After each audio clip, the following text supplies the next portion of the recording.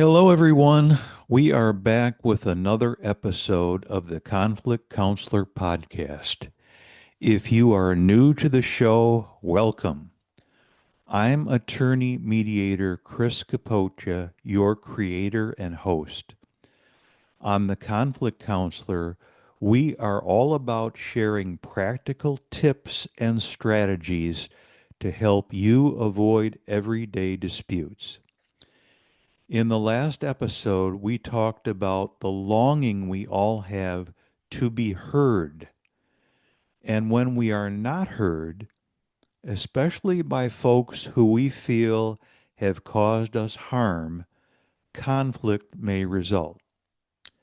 I see this every week at the courthouse in cases involving, for example, a contractor who doesn't answer the client's inquiries about job status, a landlord who fails to respond to the tenant's repair requests, a mechanic who insists that nothing is wrong despite the customer's repeated complaints about the car stalling. Alternatively, when our need to be heard is satisfied, these types of disputes can often be settled or avoided altogether. The last episode, however, ended with a caveat, and that is simply hearing one another is not enough. Instead, hearing must be accompanied by listening to effectively prevent or resolve conflict.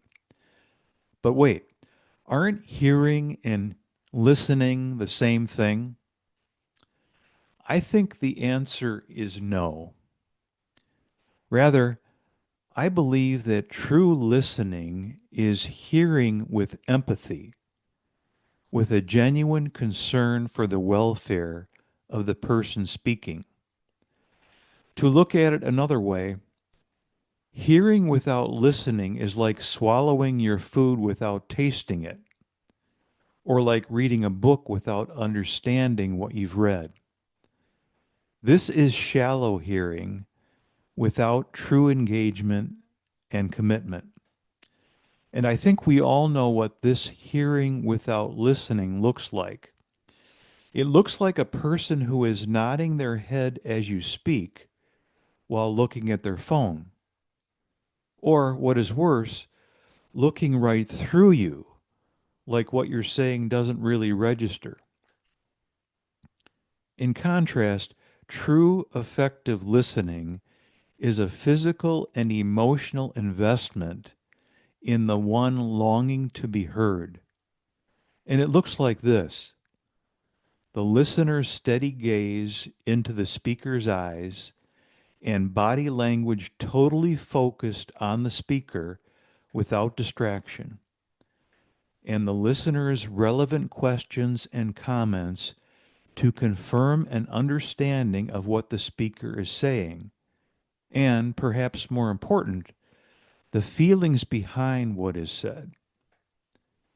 The noted psychologist Erich Fromm goes so far as to say that to truly listen, one must have a loving relationship with the speaker.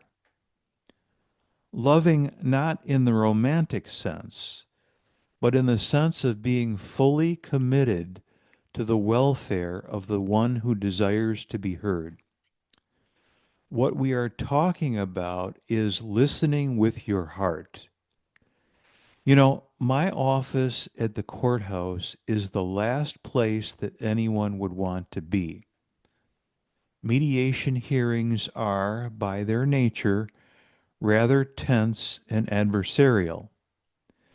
That is why it is quite remarkable to see and feel the changed atmosphere when the complaining party senses a real opportunity to be heard, and more importantly, that someone is actually listening.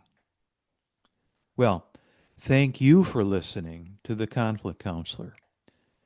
As always, I welcome your questions, comments, likes, and follows.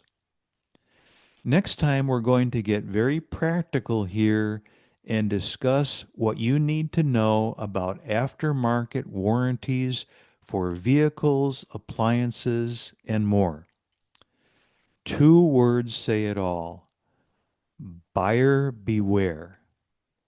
See you then.